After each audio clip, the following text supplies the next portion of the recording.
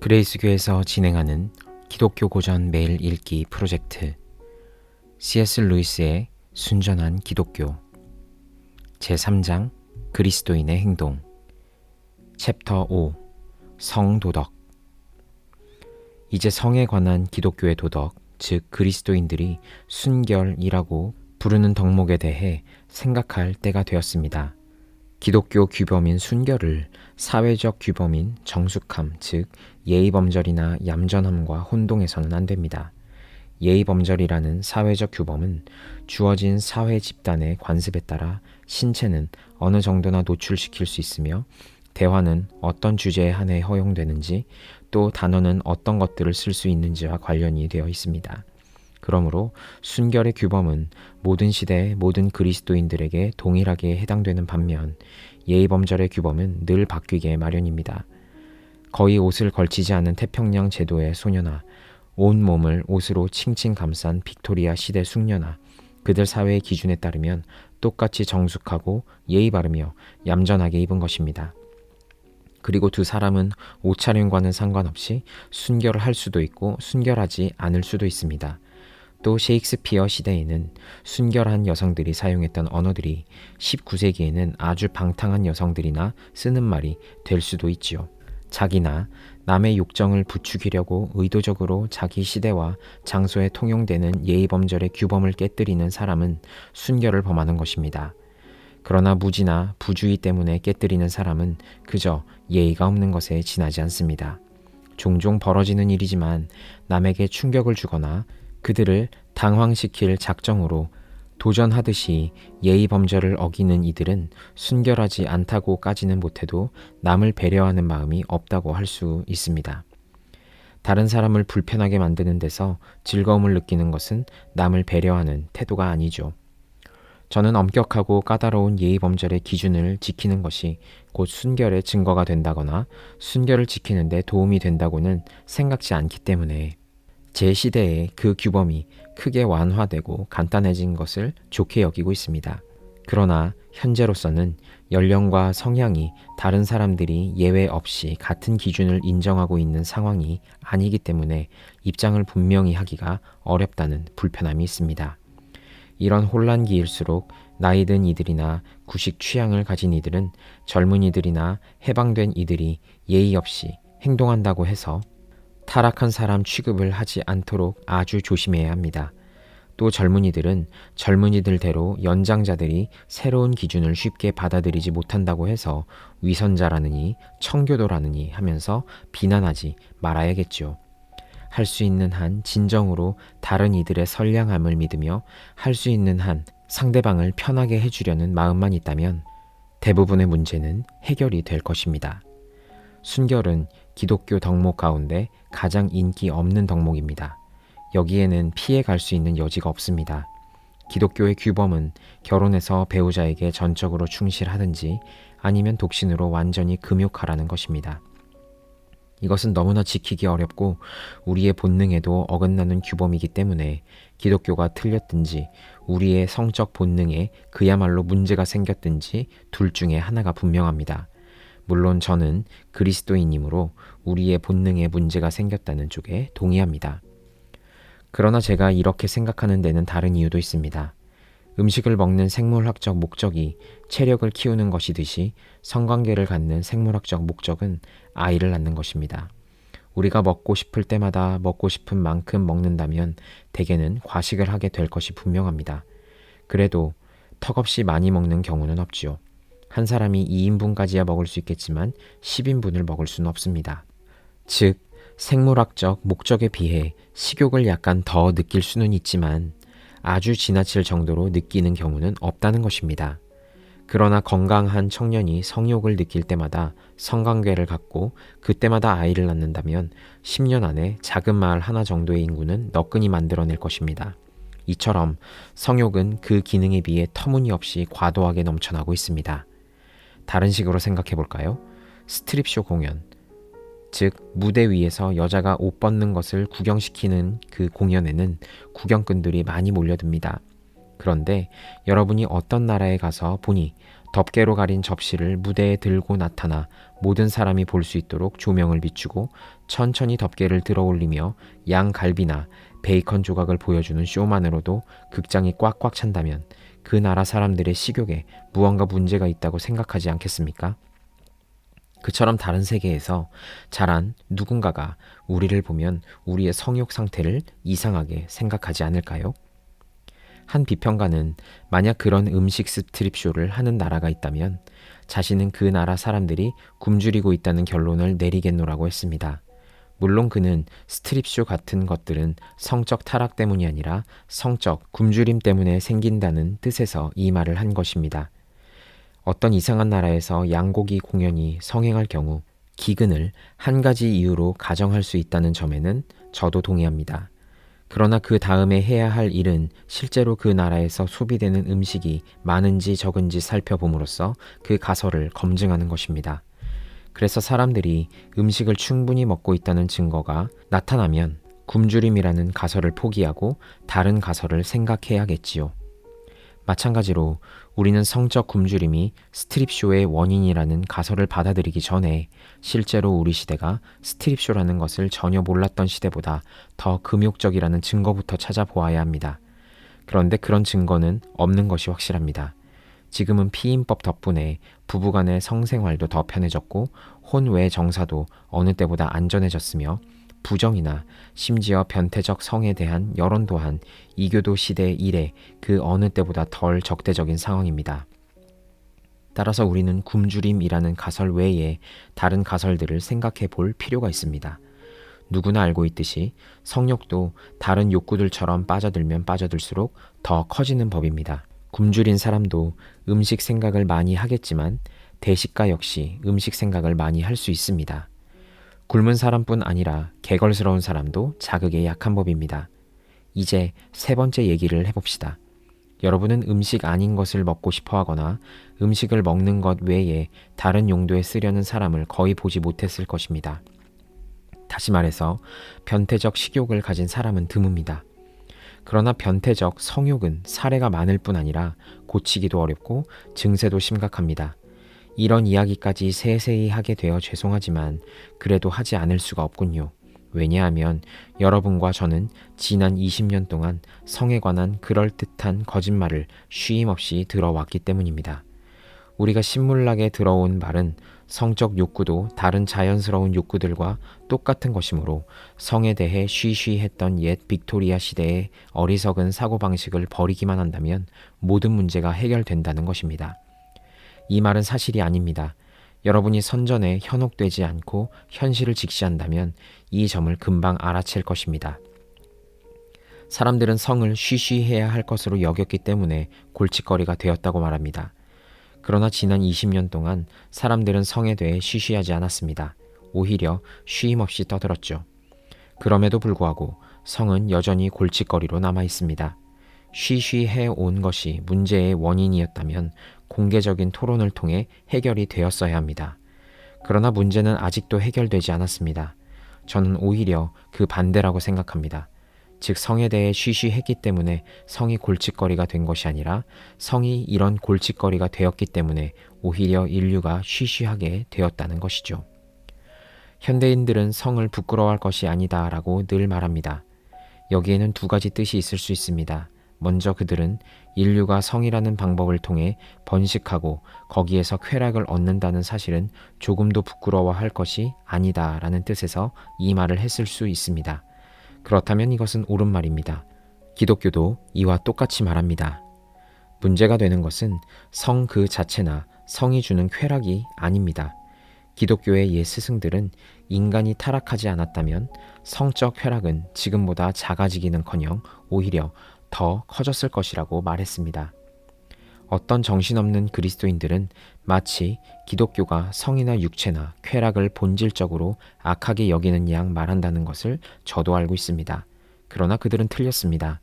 기독교는 위대한 종교들 중 육체를 철저히 인정하는 거의 유일한 존재로서 물질은 선한 것이고 하나님 자신도 인간의 몸을 입으신 적이 있다는 것을 믿으며 또한 우리는 천국에서 새로운 종류의 몸을 갖게 될 텐데 그 몸은 우리의 행복이나 아름다움이나 활력의 핵심적인 부분이 되리라는 것을 믿는 종교입니다. 기독교는 다른 어떤 종교보다 결혼을 찬양합니다. 세상에 있는 사랑의 시는 거의 모두 그리스도인들이 쓴 것들입니다. 누군가 성을 본질적으로 악한 것이라고 한다면 기독교는 즉시 그를 반박할 것입니다. 또한 성은 부끄러워할 것이 아니다라는 말은 현재 성적 본능이 도달한 상태는 전혀 부끄러워할 것이 아니다라는 뜻일 수도 있습니다. 그렇다면 그 말은 틀렸다는 것이 제 의견입니다.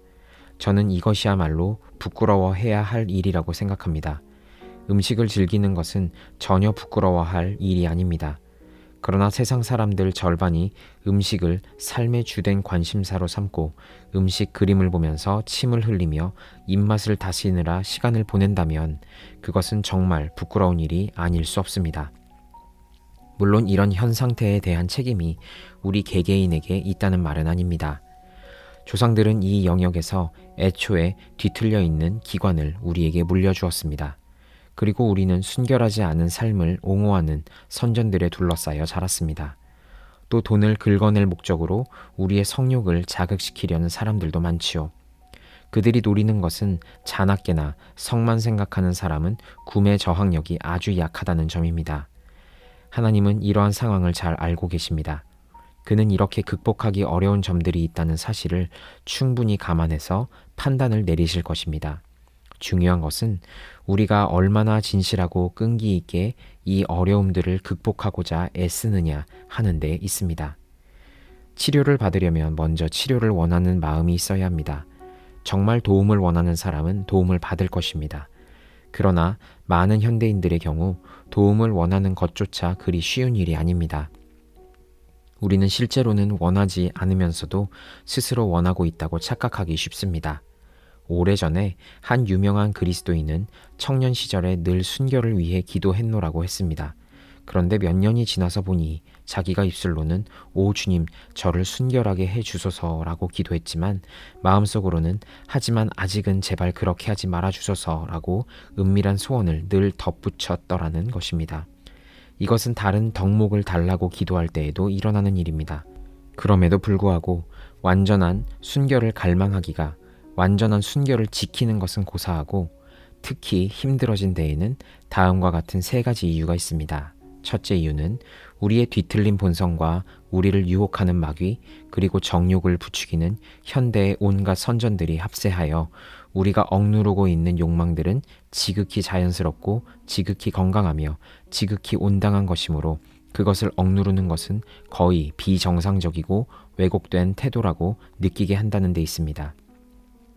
수없이 쏟아져 나오는 영화와 포스터와 소설들은 성적 방종을 건강함이나 정신적인 것, 젊음, 솔직함, 좋은 기분과 연관시키고 있습니다. 그러나 그것은 거짓말입니다. 잘 먹혀드는 거짓말이 다 그렇듯이 이 거짓말도 진실, 즉 앞서 말했듯이 성 그 자체는 정상적이고 건강한 것이라는 진실의 기초를 두고 있습니다. 그러나 여러분이 지금 유혹받고 있는 성적 행위가 전부 건강하고 정상적이라는 말은 거짓말입니다. 기독교와 상관없이 상식적인 눈으로 보아도 이것은 헛소리가 분명합니다. 모든 욕망을 무작정 따르다 보면 결국은 무력해지고 병들며 질투하고 거짓말하고 감추게 되는 등 건강해지고 기분 좋아지며 솔직해지는 것과는 완전히 거리가 멀어져 버리기 때문입니다. 이 세상에서도 행복해지려면 상당히 많은 자제가 필요한 법입니다. 따라서 강하게 발동되는 욕구들은 전부 건강하고 온당하다는 주장은 말도 안 되는 소리입니다. 사리를 분별할 줄 아는 사람이라면 누구나 어떤 욕망은 허용하고 어떤 욕망은 거부해야 하는지에 관한 일련의 원칙들을 갖고 있게 마련입니다. 어떤 이들은 기독교적 원칙에 따라, 어떤 이들은 위생학적 원칙에 따라, 또 어떤 이들은 사회학적 원칙에 따라 이렇게 합니다. 즉, 진정한 갈등은 기독교냐 본성이냐에 있는 것이 아니라 본성을 제어하는 일에서 기독교적 원칙을 따르느냐 다른 원칙을 따르느냐에 있습니다. 인생을 망치기로 작정한 사람이 아니라면 어떤 식으로든 본성, 즉 자연스러운 욕구라는 뜻에서 본성을 제어할 것이기 때문입니다. 기독교적 원칙은 다른 원칙들에 비해 확실히 더 엄격합니다. 그러나 다른 원칙들은 줄 수 없는 도움을 우리에게 줍니다. 둘째로, 많은 이들은 기독교적인 순결을 지키는 일은 불가능하다고 지레 겁을 먹은 나머지 시도해보기도 전에 진지하게 노력해볼 생각을 아예 하지 않습니다. 그러나 어차피 꼭 해야 할 일이라면 그 가능성 여부를 고려할 필요가 없는 법입니다. 시험지에 선택 문제가 나왔을 때에는 자기가 풀 수 있는 문제인지 여부를 따져보아야 합니다. 그러나 필수 문제가 나왔을 때에는 어찌 되었든지 간에 최선을 다해 풀어야 합니다. 그러면 답안을 제대로 못 쓰더라도 어느 정도의 점수는 받을 수 있습니다. 그러나 문제를 풀지 않으면 단 한 점도 얻을 수 없습니다. 시험뿐 아니라 전쟁이나 등산, 스케이트, 수영, 자전거 타기, 심지어 곱은 손으로 뻣뻣한 모칼라를 잠그는 일에 이르기까지 처음에는 불가능해 보였던 일들도 결국에는 완수해낼 수 있는 경우가 아주 많습니다. 반드시 해야 하는 일을 해내는 것은 멋진 일입니다. 물론 완벽한 순결은 완벽한 사랑처럼 단순한 인간의 노력만으로는 이룰 수 없는 것이 분명합니다. 그렇기 때문에 여러분은 하나님의 도움을 구해야만 합니다. 그러나 그렇게 도움을 구했는데도 오랫동안 도움이 오지 않는 것처럼 느껴지거나 자기에게 필요한 만큼 충분히 오지 않는 것처럼 느껴질 때가 있을 수 있습니다. 그렇더라도 걱정하지 마십시오. 실패할 때마다 용서를 구하고 다시 일어나 거듭 시도하십시오. 많은 경우 하나님이 무엇보다 먼저 도우시는 부분은 덕목 그 자체가 아니라 언제라도 다시 시도할 수 있는 바로 이 능력이기 때문입니다. 순결 또는 용기나 성실 같은 다른 덕목들도 중요하지만 그것을 이루고자 노력하는 과정은 그 덕목 자체보다 훨씬 더 중요한 영혼의 습관을 훈련시켜 줍니다. 이 과정을 통해 우리는 자신에 대한 착각을 버리고 하나님만 의지하는 법을 배우게 됩니다.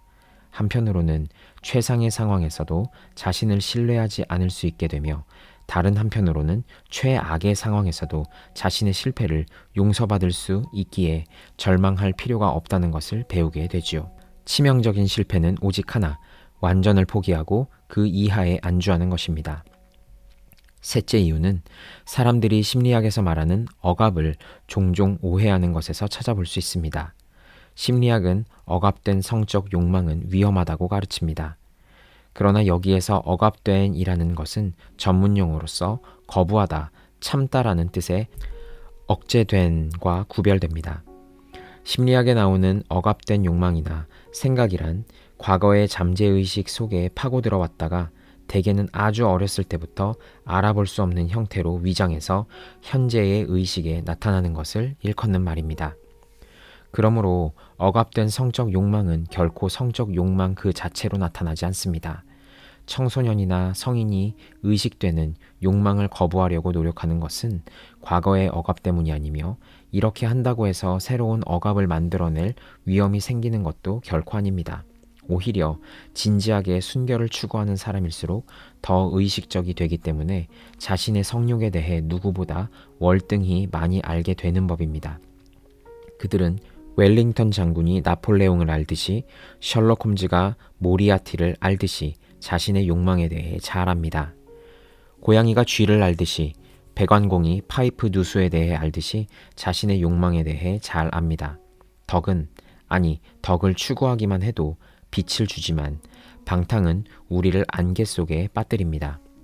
마지막으로 제가 성에 대해 꽤 길게 이야기했음에도 불구하고 여기에 기독교 도덕의 중심에 있는 것은 아니라는 점을 분명히 밝히고 싶습니다.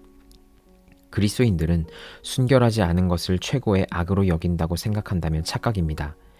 육체의 죄는 악하지만 다른 죄에 비하면 가장 미미하다고 할 수 있습니다. 쾌락 중에서 가장 나쁜 것은 전적으로 영적인 쾌락입니다. 즉, 잘못을 남에게 미루고 즐거워하는 것, 남을 자기 마음대로 휘두르거나 선심 쓰는 척하면서 남의 흥을 깨뜨려 놓고 좋아하는 것, 험담을 즐기는 것, 권력을 즐기는 것, 증오를 즐기는 것이야말로 악한 죄입니다. 제 안에는 제가 정말 추구해야 할 인간적 자아와 싸우는 두 가지 적이 있습니다. 하나는 동물적 자아이고 다른 하나는 악마적 자아입니다. 둘 중에 더 나쁜 것은 악마적 자아입니다. 교회에 꼬박꼬박 출석하는 냉정하고 독선적인 도덕가가 거리의 매춘부보다 훨씬 더 지옥에 가까울 수 있는 이유가 여기 있습니다. 물론 우리는 둘 중 어느 쪽도 되지 않는 것이 좋겠지요.